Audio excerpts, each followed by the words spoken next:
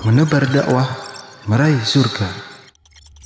Taib, kemudian yang ketujuh, wa ma nataqa bihil Qur'an wal hadis mislu wa qalatil yahudu yadullahi mahlula ghullat aydihim wa mislu was samawati matwiyatum biyamini. Dan kita menetapkan apa yang ditetapkan oleh Al-Quran dan hadis tentang nama dan sifat-sifat Allah Subhanahu wa taala, seperti dalam ayat, yaitu orang-orang Yahudi mengatakan tangan Allah itu terbelenggu, justru yang terbelenggu adalah tangan-tangan mereka. Wa mislu was samawati matwiyatum biyaminih, dan langit itu dilipat oleh Allah dengan tangan kanan, yang semisalnya dalam Al-Quran dan hadis, maksudnya tentang sifat-sifat Allah Subhanahu wa taala, seperti tadi yaitu tangan, ya. Demikian juga sifat-sifat yang lain yang Allah tetapkan di dalam Quran dan yang ditetapkan oleh Nabi dalam hadis-hadisnya. La nazidu fihi wa la nufassiruh, kita tidak menambahinya dan tidak menafsirkannya. Wa nakifu ala ma waqafa alaihi al-Quran wal hadis, dan kita berhenti di mana Al-Quran dan hadis berhenti. Ini akidah yang penting juga, masalah yang sangat penting juga, yaitu masalah akidah tentang al-asma was sifat, nama dan sifat-sifat Allah Subhanahu wa taala. Ini termasuk bagian dari iman kepada Allah Subhanahu wa taala. Karena iman kepada Allah itu mencakup 4. Satu, mengimani tentang wujud Allah Subhanahu wa taala, Allah itu ada. Yang kedua, mengimani tentang rububiyah Allah.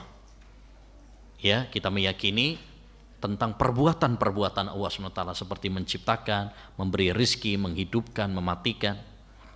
Yang ketiga, kita mempercayai tentang uluhiyah Allah, yakni perbuatan-perbuatan hamba kepada Allah. Hamba berdoa hanya kepada Allah, hamba menyembelih hanya untuk Allah, hamba bertawakal hanya kepada Allah.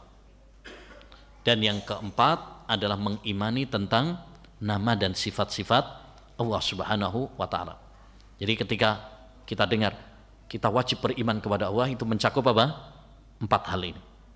Ya, 4 hal ini. Kalau salah satu di antaranya tidak kita mengimaninya, berarti kita belum beriman kepada Allah Subhanahu wa taala. Taib.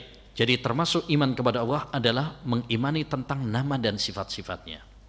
Dan beriman terhadap nama dan sifat-sifat Allah Subhanahu wa taala itu, ya, terkumpul dalam 3 poin. Terkumpul dalam 3 poin. Yang pertama adalah menetapkan nama dan sifat-sifat Allah Subhanahu wa taala yang terdapat di dalam Quran dan yang terdapat di dalam hadis-hadis Nabi yang sahih.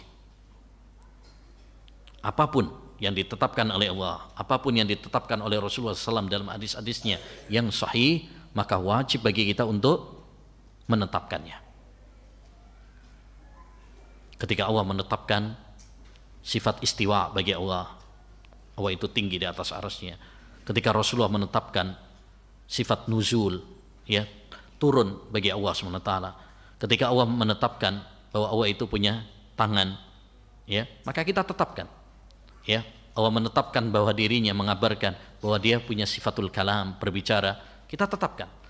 Ya. Karena itu ada di dalam Quran dan itu ada di dalam hadis. Patokan kita itu, sumber kita itu. Yang kedua, tidak menyamakannya dengan makhluk. Poin yang kedua, tidak menyamakannya dengan makhluk. Karena bagaimana mungkin Allah yang zat yang maha sempurna terus kita samakan dengan makhluk yang serba kurang dan hina. Ya.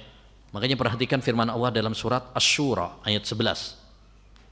Allah katakan laisa kamitslihi syai'un wa huwas samiul basir. Tidak ada sesuatu pun yang serupa dengan Allah. Enggak ada. Maka siapa yang menyerupakan Allah dengan makhluk, kafir. Ya. Kalau ada yang mengatakan tangannya Allah sama seperti tangannya makhluk, kalau ada yang mengatakan turunnya Allah sama seperti turunnya makhluk, ya, maka orang itu kafir. Yang kedua, wa huwas samiul basir, Allah itu maha mendengar, maha melihat. Ya, kita tetapkan Allah mendengar, Allah melihat, tapi pendengaran dan penglihatan Allah tidak sama seperti makhluk. Begitu. Yang ketiga, poin penting dalam memahami nama sifat-sifat Allah SWT adalah ya, kita tidak membagaimanakan tentang sifat-sifat Allah SWT, menghayal, ya, menggambarkan Allah SWT turun, gimana ya turunnya, ya, dihayalkan, digambarkan dalam pikirannya, nggak boleh.